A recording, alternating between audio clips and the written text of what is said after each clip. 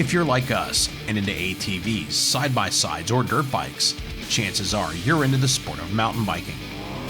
Besides offering many of the same thrills, mountain biking is extremely convenient for most people with trails nearby, and an excellent way to cross-train for off-road racers. With modern high and full suspension mountain bikes retailing for upwards of $5,000, the cost of balancing two expensive sports can be a little overwhelming. On behalf of owners of any older mountain bike, we're upgrading this old-school Shimano Deore XT and XTR outfitted 2002 Kona Stinky Dee-Lux full suspension trail bike. Our goal is to see what affordable modern upgrades can be made to an older bike to improve its performance at a fraction of the cost of purchasing a new high-end mountain bike. My name is Chris Douglas.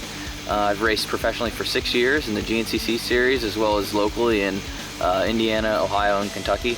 I've had numerous top 10 finishes in the Nationals as well as multiple pro class championships in Indiana and Ohio. So I race mountain bikes and I ride mountain bikes because it is the best form of cross training for off-road motorcycles.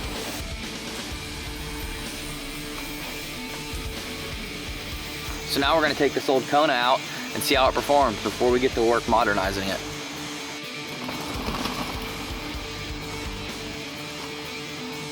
Just finished up riding the Kona, and one of the first things I noticed about this bike are the narrower handlebars.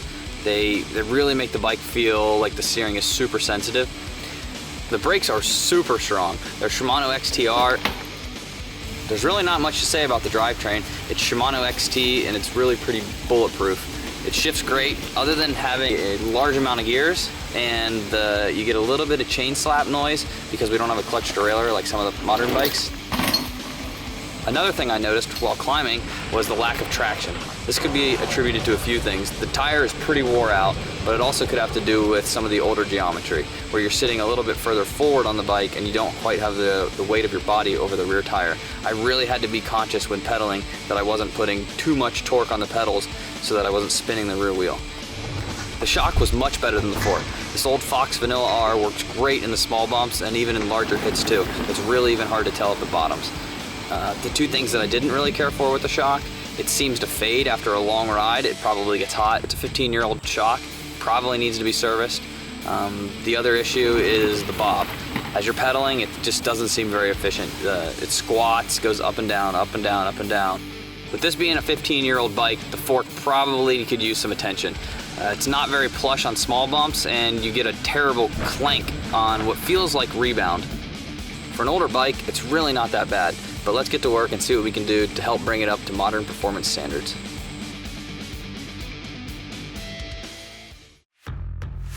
After tearing our bike down to the frame, we decided to give it a brand new look with a bright white powder coat performed by Killer Coatings in Covington, Kentucky.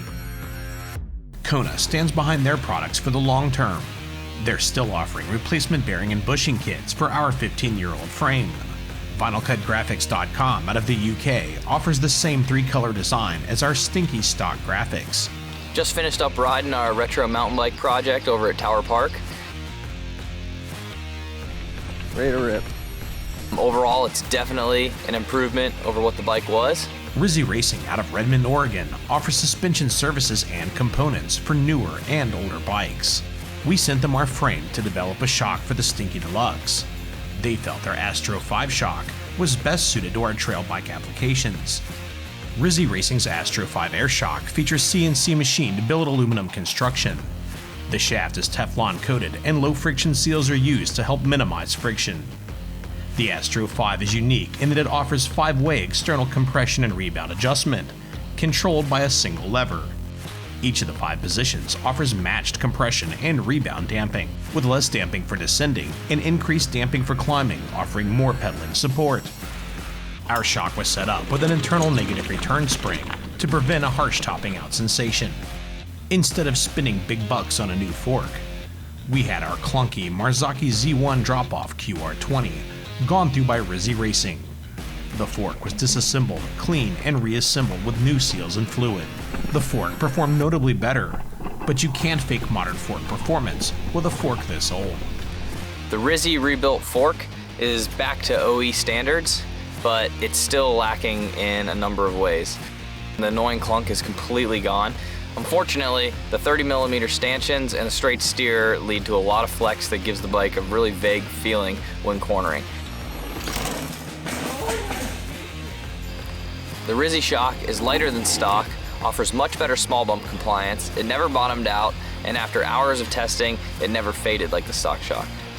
We started off running 30% sag, switching back and forth between the different damping settings depending upon the terrain.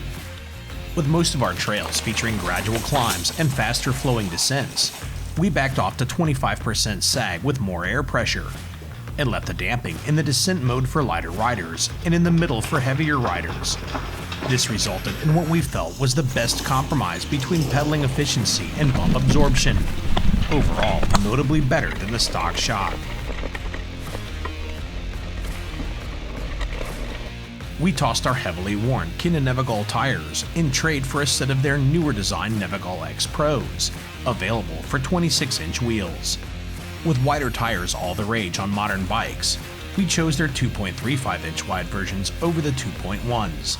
The tires are tubeless ready and are claimed to be lighter than the original version. Their dual tread compounds are available in a softer DHDTC version and a harder DTC version, which we chose to maximize tread life.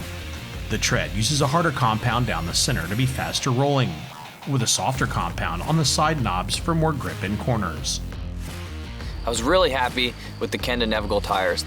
Tower Park has a lot of gnarly off-camers. Luckily, these tires offer a lot of side bite, which also helps in the corners. These tires offer superb acceleration and braking performance.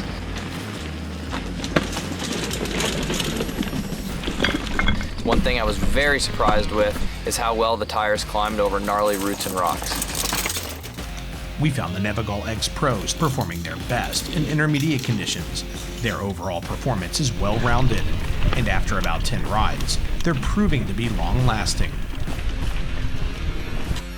The rider compartment has changed a lot over the last few years, with wider bars and shorter stems.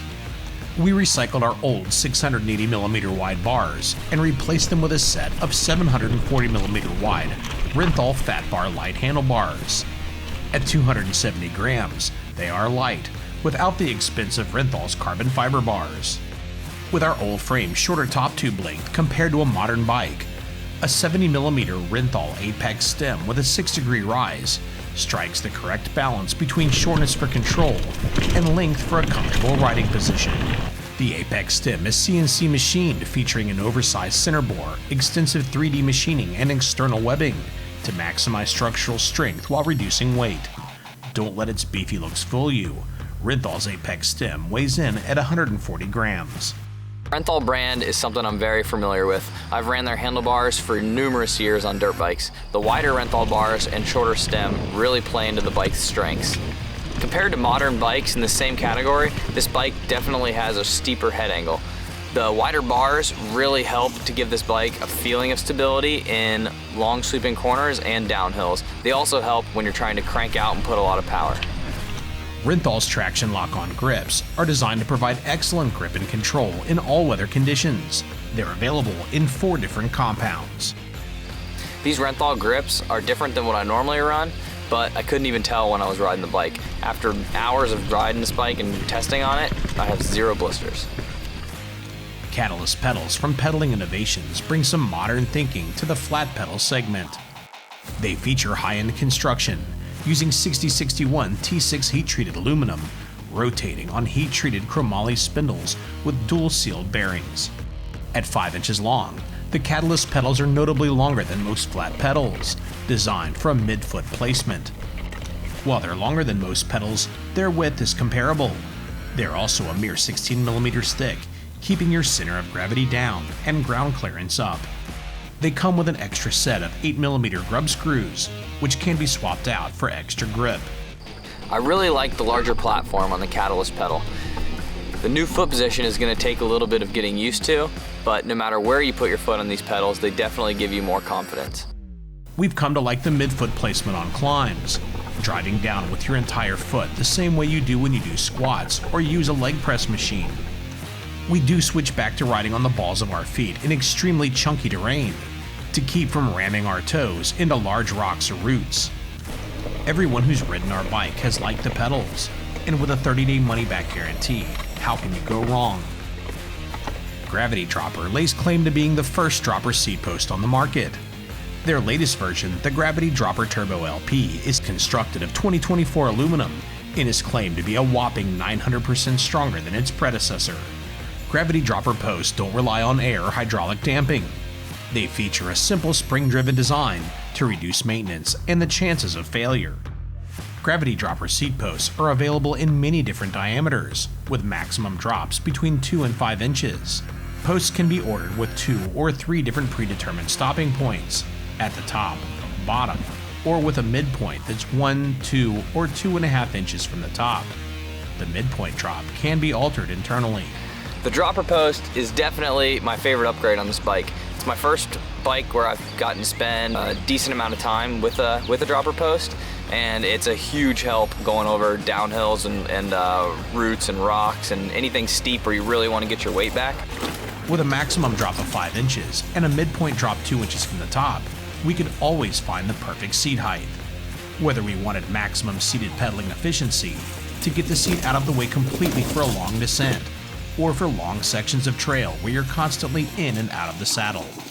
The Gravity Dropper is a must-have for any older mountain bike. The benefits definitely outweigh any added weight. If we were to spend more money, we asked Chris what upgrades he'd recommend next. Aside from a more rigid fork, a wider set of rims would really help this bike. They give a wider footprint, which leads to better traction and more stability. For about a third of the price of an equally spec'd brand new mountain bike, we've significantly improved the performance of our old Kona sled. You can do pretty much all of these upgrades to any older mountain bike. If you'd like to see us try some more modern upgrades on an old school full suspension mountain bike, let us know in the comments below. Who knows, maybe you'll see us reviewing some new mountain bikes in the future. If you're a fan of four-wheelers, make sure to subscribe to ATV On Demand. And if you like side-by-sides, subscribe to our other channel, UTV On Demand.